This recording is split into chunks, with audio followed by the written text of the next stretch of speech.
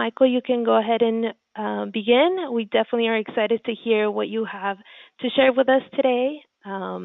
We're excited to learn about how we can connect within our organization. Okay, well, hello and welcome everyone. Dilsey, thanks very much.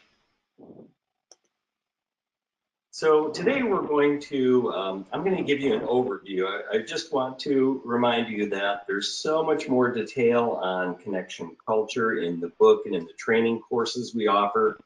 And that said, I will be offering you some free resources at the end of the presentation. So stick with us and I'll tell you how to gain access to that. And today in our webinar, we're going to cover a number of topics. Number one, why human connection is a superpower for individuals and for organizations that helps us perform better. And secondly, why loneliness or social isolation combined with stress, which is so common today, has a devastating effect on the health of both individuals and organizations. Number three, how connection converts what I call toxic stress into challenge stress that actually helps improve our performance. And then how to create a culture of connection where people have this protective bond, this superpower that will help us not only in the workplace, but also in our homes and in our communities and our relationships outside of work. And then finally, some actions that you can take to boost connection in your own personal life that will help you thrive in the workplace and life outside of work. And also we'll touch on how just a process for organizations to create a healthy, high-performing workplace culture. So today, I'm sure all of you are acquainted with just how fast the world is moving today. And I wanted to provide a little bit of context before we got into culture, because I think this is really important, that people are just under more stress today. Life is faster. We have a lot more knowledge that's accessible online and information that's coming at us. Competition is global. All of these things kind of add up to make us feel like life is moving at a faster pace. And I know here in the US where I'm based, we see in research that 80% of Americans report that they're actually afflicted by stress. So people, they have an awareness that they're under stress and it's affecting them. And of course, there's workplace stress. We have high expectations and long to-do lists, and oftentimes there are expectations to reply to emails during evenings and over weekends. And I think especially in the US, we're not as good about maintaining that separation and making sure that we do get good downtime. There's also just stress that comes from relationships. Sometimes in life can be stressful, relationships in the workplace and outside of work. Financial stress is often an issue. And then just the difficult seasons in life. We sometimes face sickness or sickness of family members, friends, loved ones. There's death that happens, divorce. We're seeing in the States that a lot of people are stressed about the politics, some of the things our president's been doing, and the tension between the parties in the States has created a stress that's on the radar screen of social scientists these days. So there's no shortage of stressors these days that really affect us. And today, more people are also lonely or they're socially isolated. Let me just explain the difference. So social isolation means that you are, or someone is not around people, versus loneliness, you could be around people, but you don't really feel connected to them. You don't really feel a part of the group. You feel like you're on your own, even though you're surrounded by people. And we may not be aware of the effects on our bodies, but our bodies do pick up on whether or not we're under stress and we're lonely. And I'll explain a little bit of the biology of that later. Increasingly, we're spending more time in front of screens and less time connecting face to face, and that has implications for our health, our happiness, and our productivity. Professor Julianne Holt-Lundstedt, who's a professor of psychology at Brigham Young University, She did and her colleagues did two meta-analysis research studies, and they concluded that in America in particular, but also we're seeing this in other democracies in the UK and Germany and Australia, Canada, etc. We're experiencing an epidemic of loneliness, and people are experiencing these feelings of being alone and not having close confidants that help support them and help them just process their lives. And we don't do well when we're alone and don't have those confidants to really support us. And loneliness, by the way, is affecting everyone.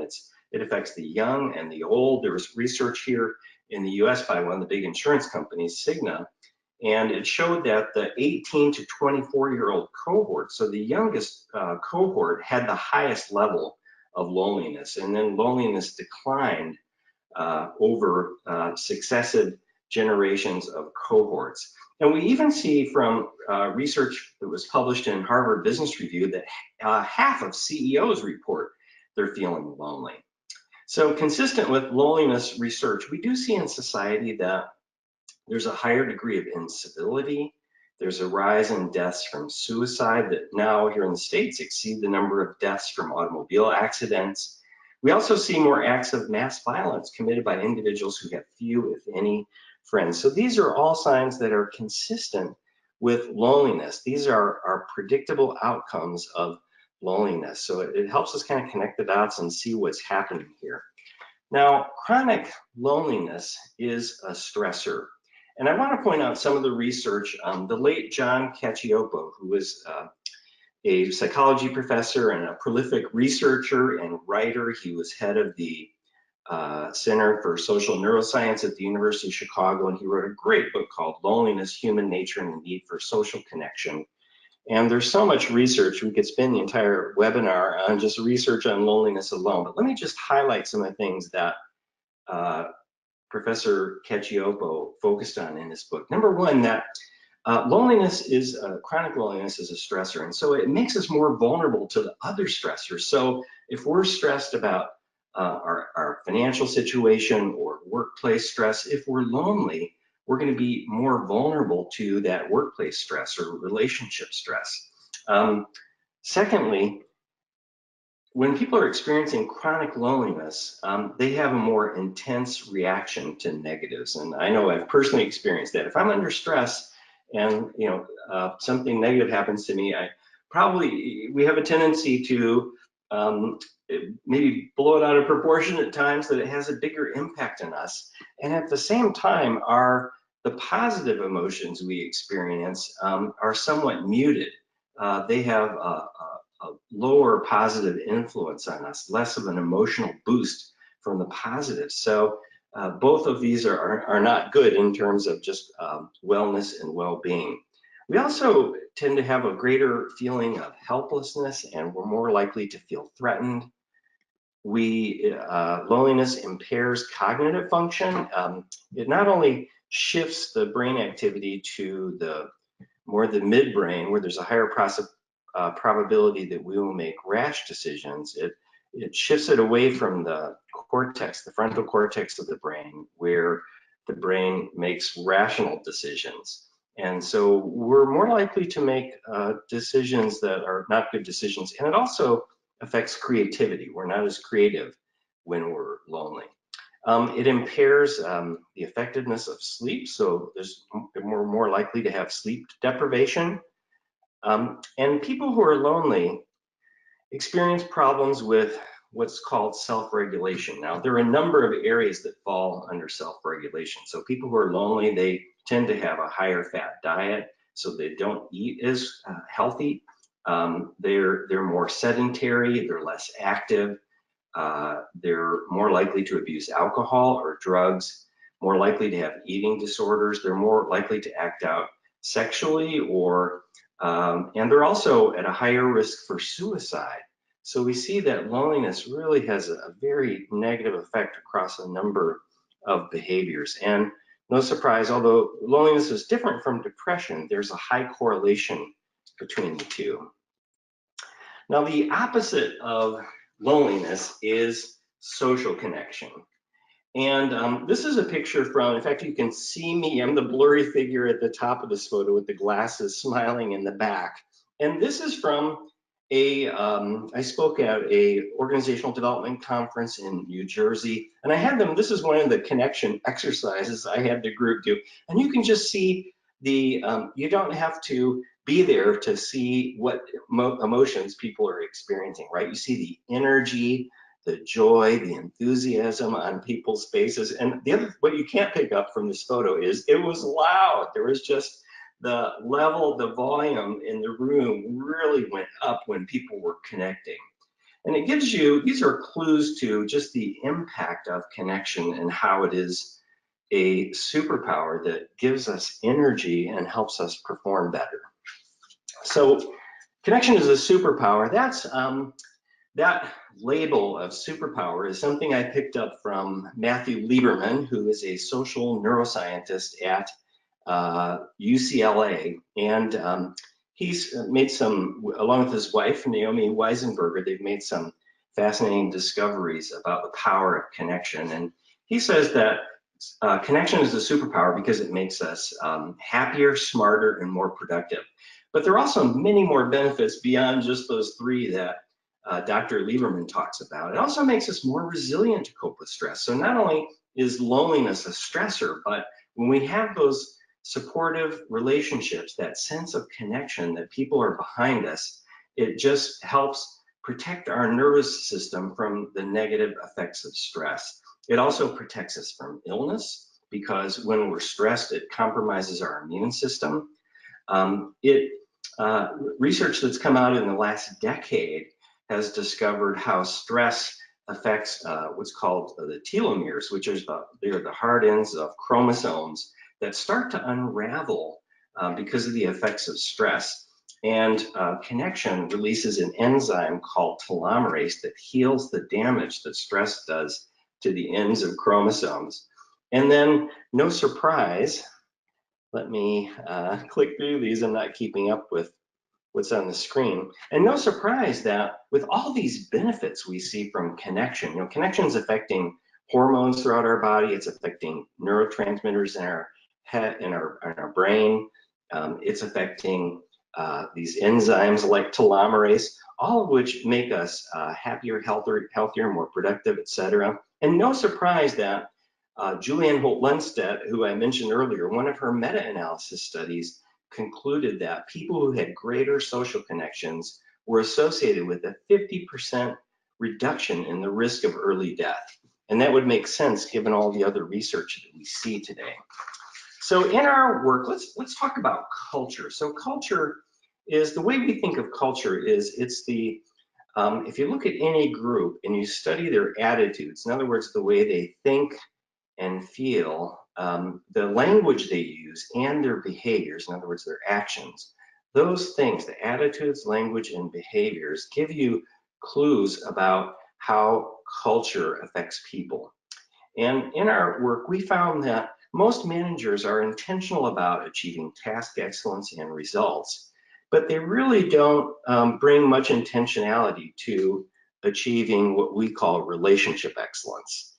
And it's relationship excellence that's necessary in addition to task excellence to achieve sustainable superior performance. Because when we're not intentional about developing relationship excellence and the relationships break down, then people don't cooperate, they don't collaborate, they don't give their best efforts, they don't align their behavior with organizational goals, and the performance starts to spiral down over time if you don't develop relationship excellence.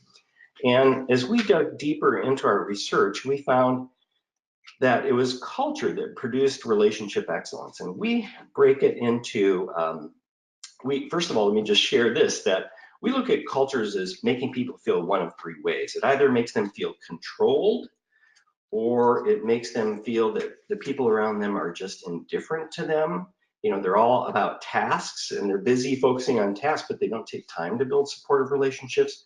Or the best culture is a culture where people feel a sense of connection. And that comes when these three elements that you see in the center there under relationship excellence, when vision, value, and voice are present in a culture. So let me just, I think it's helpful to use an example. And given the time frame we have, I thought I would just use one example today. And of course, we have, in our book, we have examples of organizations like Ford Motor Company and the US Navy and Tata, the Indian conglomerate. So we have a lot of examples of larger organizations, but I thought it might be more meaningful to break it down to a team. And I chose the rock band U2 because they're a great example of a team culture that really is a culture that connects people.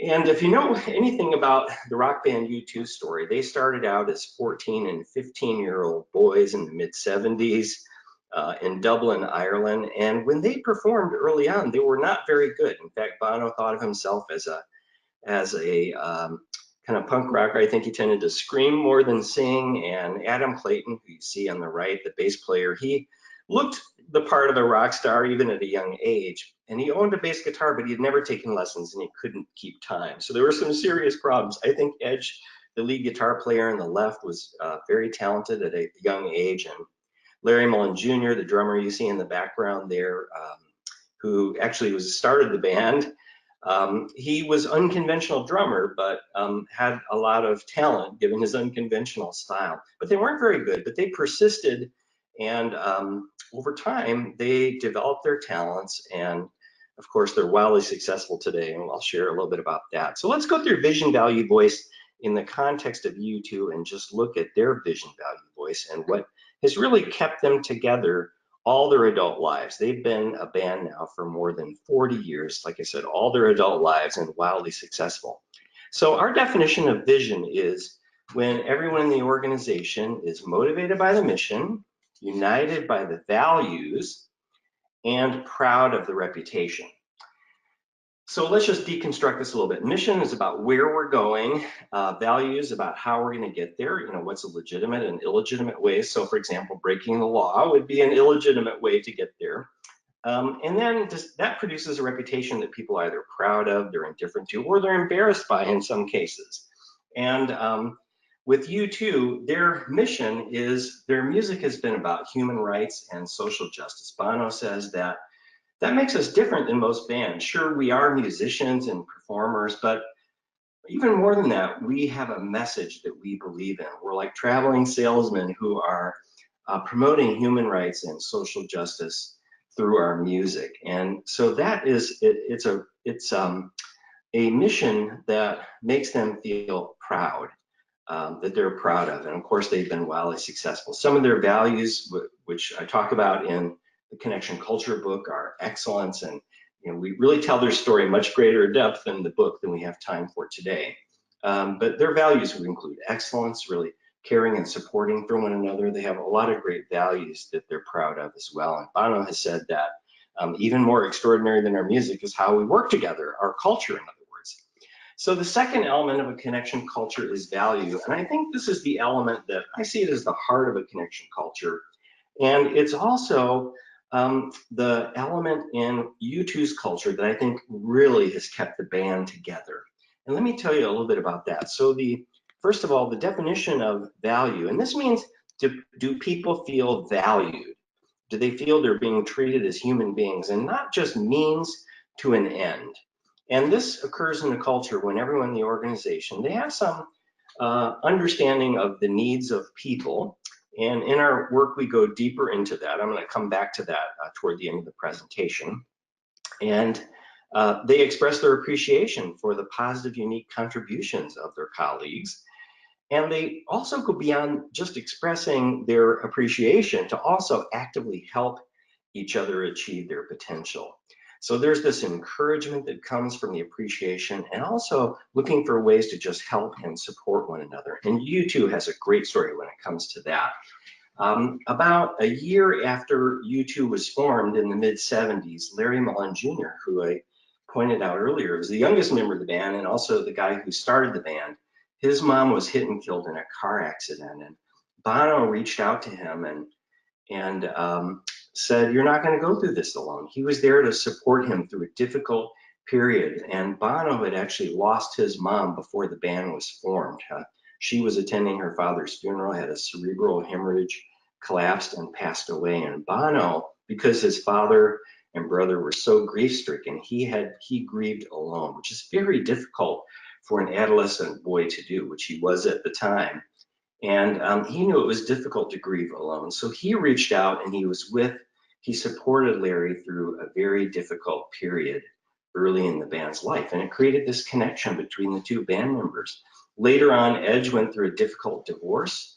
Also, his daughter, when his daughter was seriously ill at one point, they ended up canceling a tour. When he went through that divorce, the guys really supported him to help him get through that difficult season in his life. Adam Clayton, the bass player, developed an alcohol and drug addiction at one point. In fact, he showed up so stoned he couldn't perform at a particular conference or a concert. I mean, they were actually filming the concert too. So the other band members were not happy about that. They all have a passion for excellence. Fortunately, they had someone in their entourage who could step in and play the bass as a replacement for Adam. But they weren't happy, and yet they decided, instead of throwing him overboard for letting him hang out to dry, they adopted the motto that no one gets left behind, that everybody's going to get through this alive, and they helped him overcome that drug and alcohol addiction. And even Bono has gone through some difficult seasons. He has a great marriage. Bono and Allie Hewson have been married for 36 years now. They just recently celebrated their 36th anniversary. They have 4 children, and Bono has, however, received some death threats. There was one in particular. It was a note that he received that said, "If you play the song Pride," most of us know it as "In the Name of Love," which is about the Reverend Martin Luther King Jr. "If you perform that song, I'm going to put a effing bullet through your head." And the FBI in the States told them that they believed it was a credible threat. But the guys decided not to back down. They went on stage and they performed that song. And when Bono was singing the song, there's a certain lyric in the song that talks about the shot that rang out in the sky that killed the Reverend Martin Luther King Jr. And Bono was closing his eyes as he was singing that lyric. And when he opened his eyes, to his great surprise, Adam Clayton, the bass player, was literally standing in front of him to shield his friend from harm. Now, I'm not saying you need to take a bullet for a colleague at work, but it just is illustrative of how close these guys, they're like a family in some ways.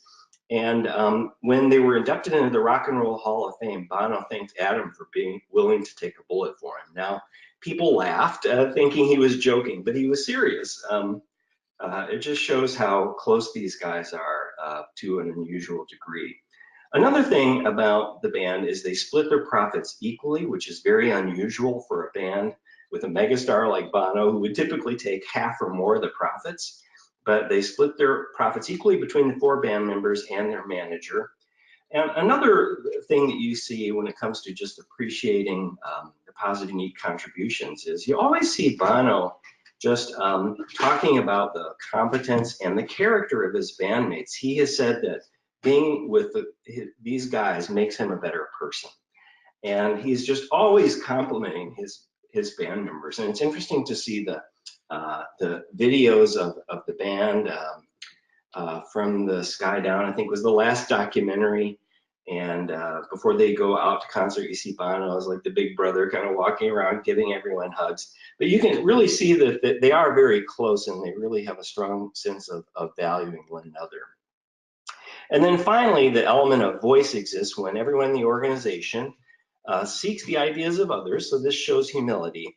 They share ideas and opinions honestly, so that reflects the character strength of honesty and integrity, openness. And then finally, they're sensitive to safeguarding those relationships, those relational connections. And you see this in the rock band U2. The way they make decisions is they take a consensus approach so that everyone has a voice. And if someone strongly opposes a particular decision, they won't do it. It forces them to take the time to work through their differences. Now, if somebody opposes it but doesn't strongly oppose it and everybody's in favor, they'll go forward with it. But if somebody strongly opposes it, they won't go forward with it. It gives everyone a voice. And Bono says that this can be frustrating at times because oftentimes we don't agree.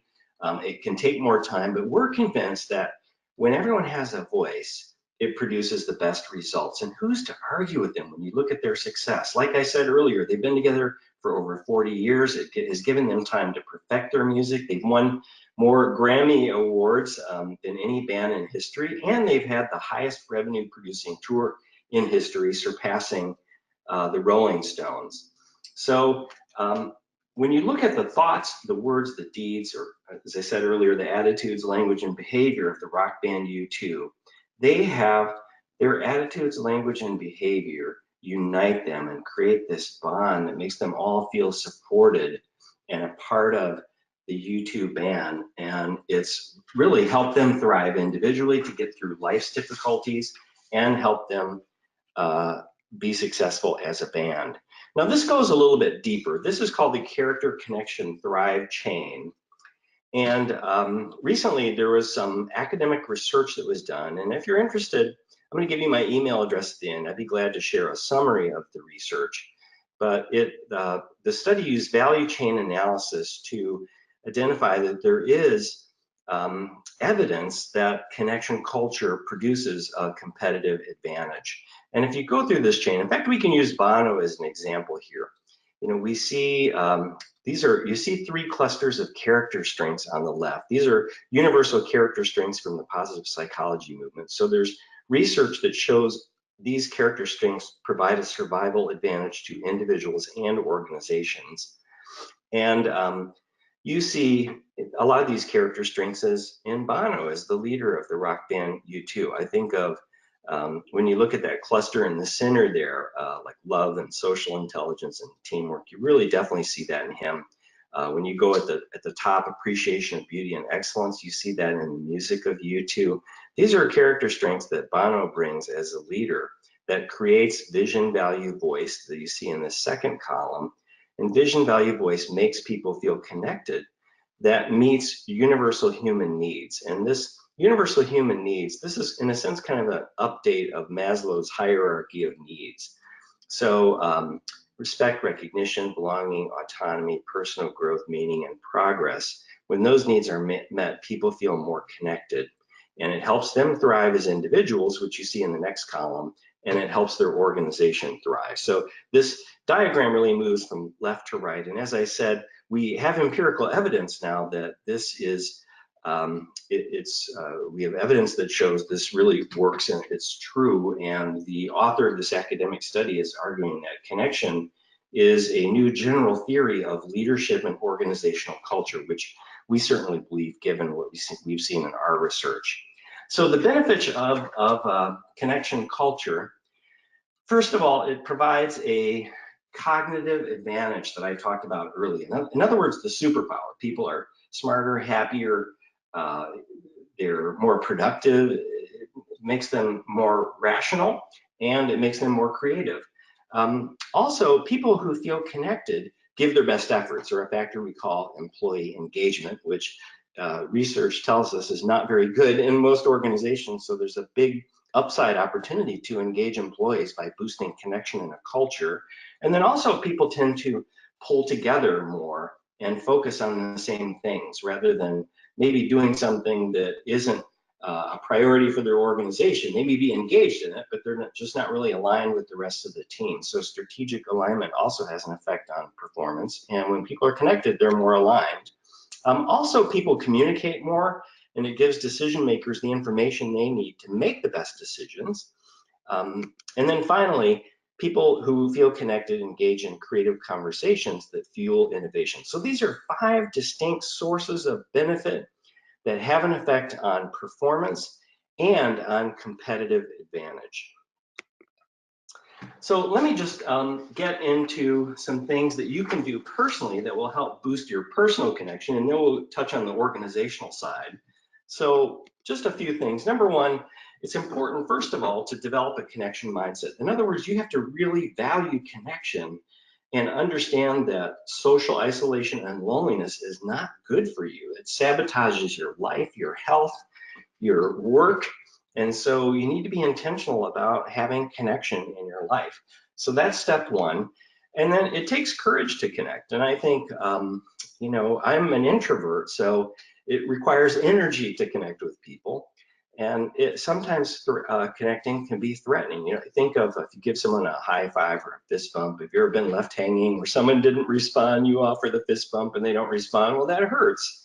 And so it requires some courage and willingness to understand that some people won't respond to you and just to accept that and move on. And then also, one of the things that really has a negative impact on us cognitively is when we worry, and that produces greater stress in our bodies.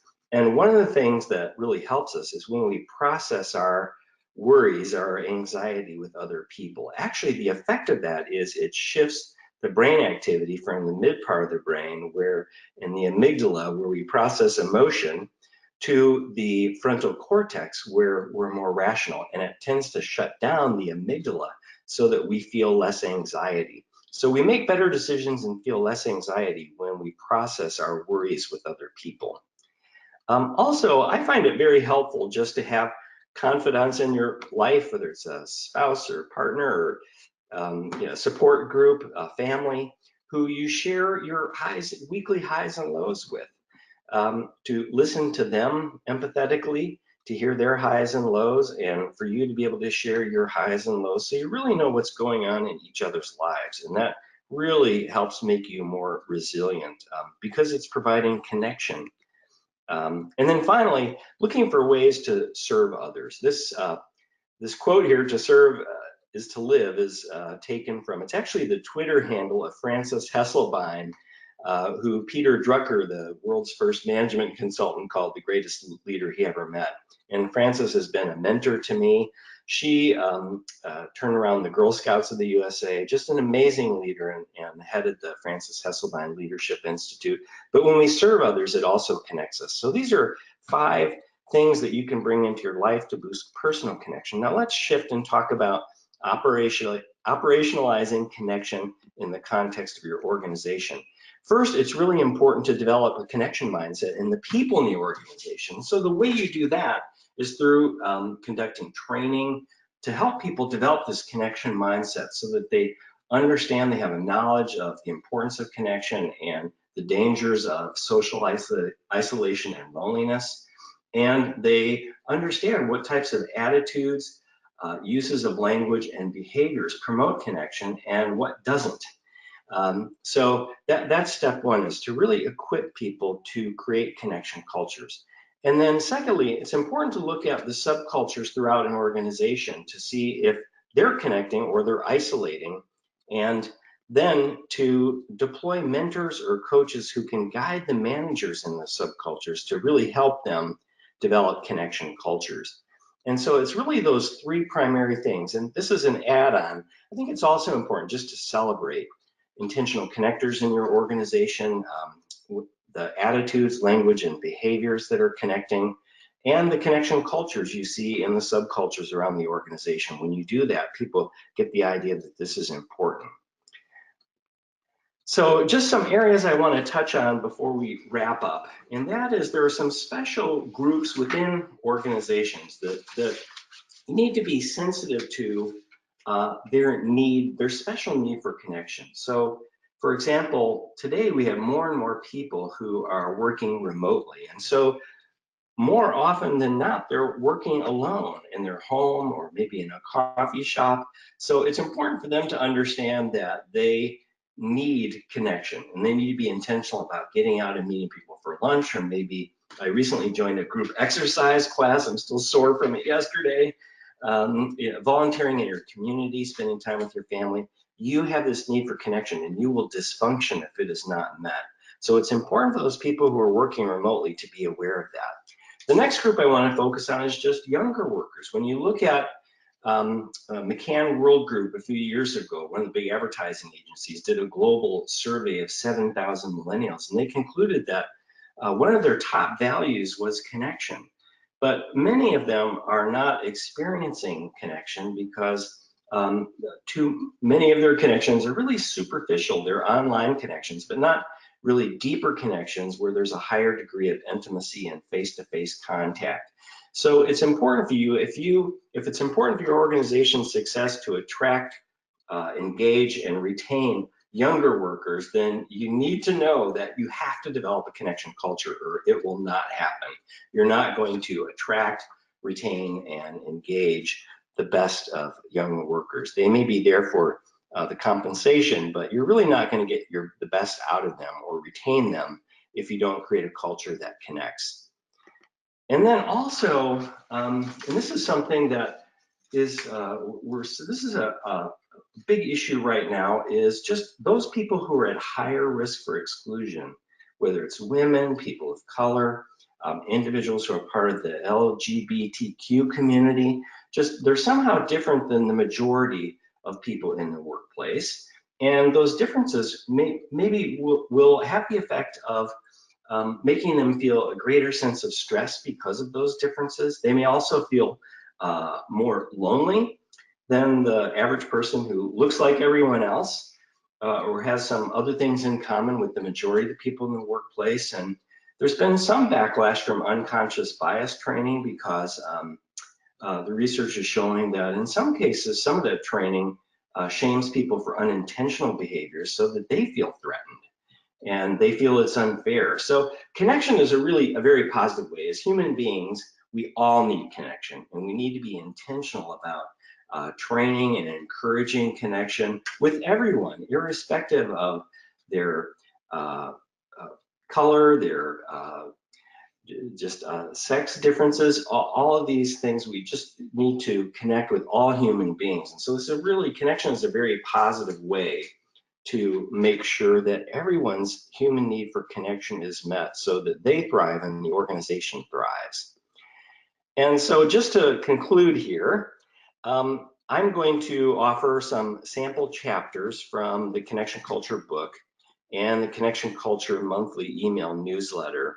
I'm going to throw in 100 ways to connect, which gives you a lot of actionable things that you can put to use. And all you have to do is just send me an email at mike@connectionculture.com and put get abstract offer in the subject line, and then your name in the email, and we'll set you up to get these additional resources. So that concludes my presentation, and now I'd be glad to take any questions you have. Mike, thank you for this great session. I think I speak for all of our attendees that it has been very informative. And you guys can find the summary of Connection Culture in our getAbstract library. And now it's time for questions and answers. We have a few actually that came in while you were presenting, so I'll go ahead and start with those. And if any of you have any more, then please feel free to type it in the question box, and we'll be happy to ask them to Michael. The first one that came in,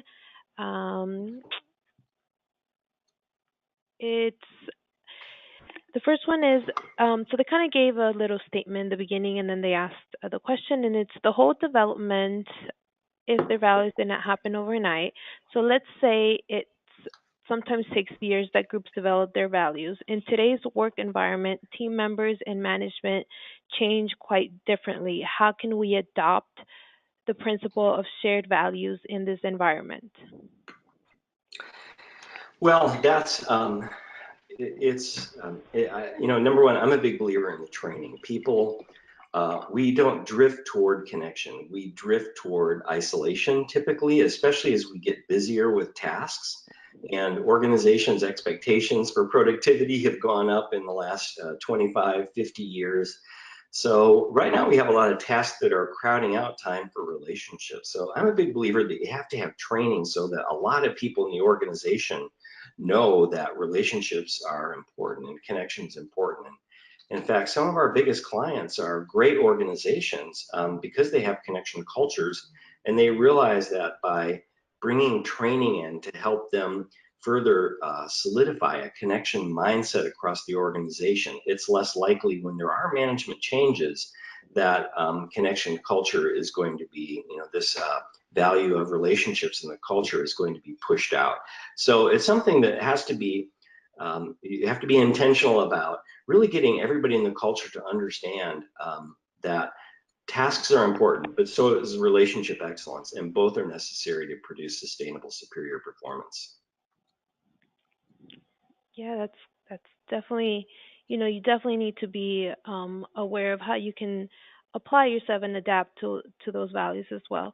The other question is, with all the online connection today, can we be over connected? Well, we certainly can feel overconnected, and I can relate to that. I love my iPhone, just the apps and the news. We have so much access to information today. But the connections we're talking about are really connections that have a higher degree of intimacy.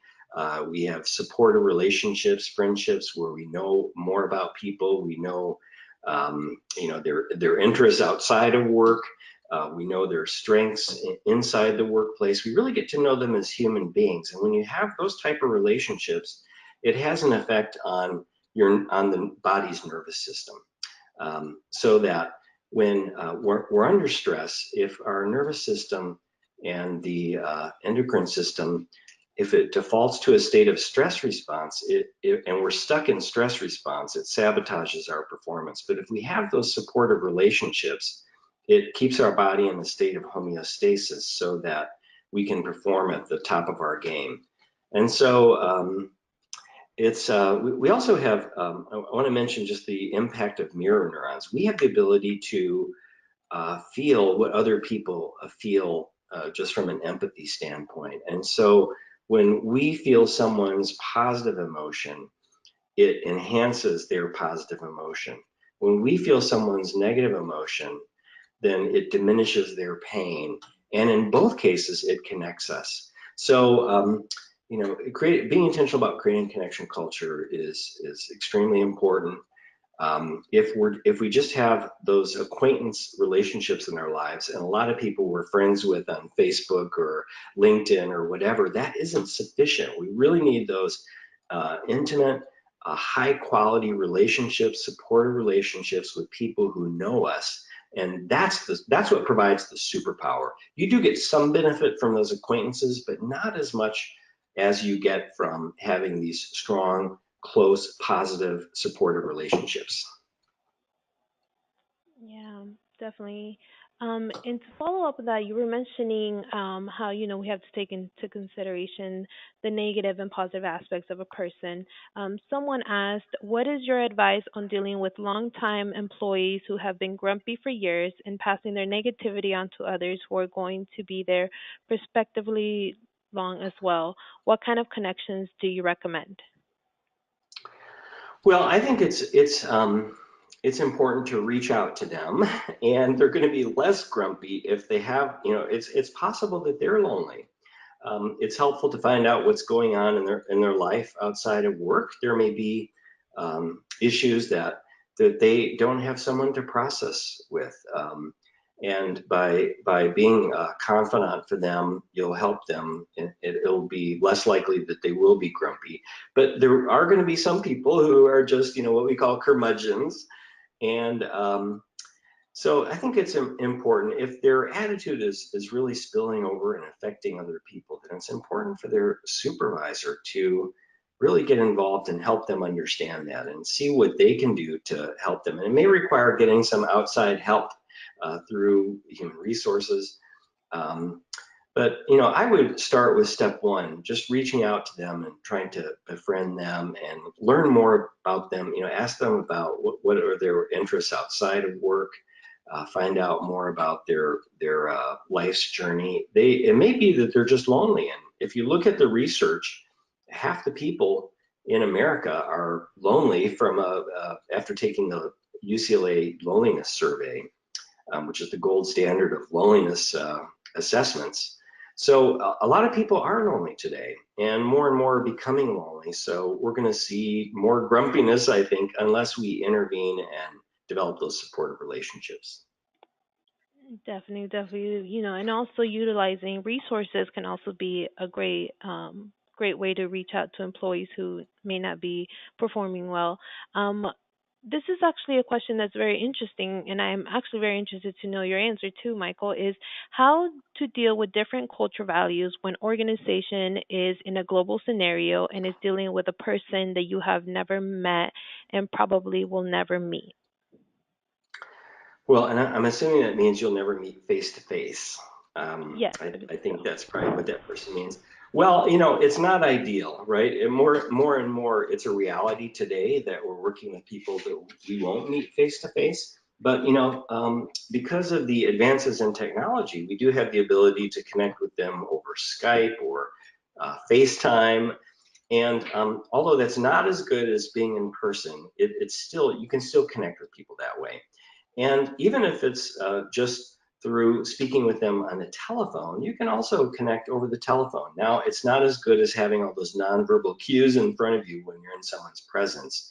But the way to connect is really ask questions, get people talking about themselves, their perspective. Be inquisitive, ask them to share more as they're answering questions. Really, the more you get them to talk, the more they're going to feel connected to you. And by the way, research shows they have a more favorable impression of you, including your intelligence and competence, the more they talk and the less you talk.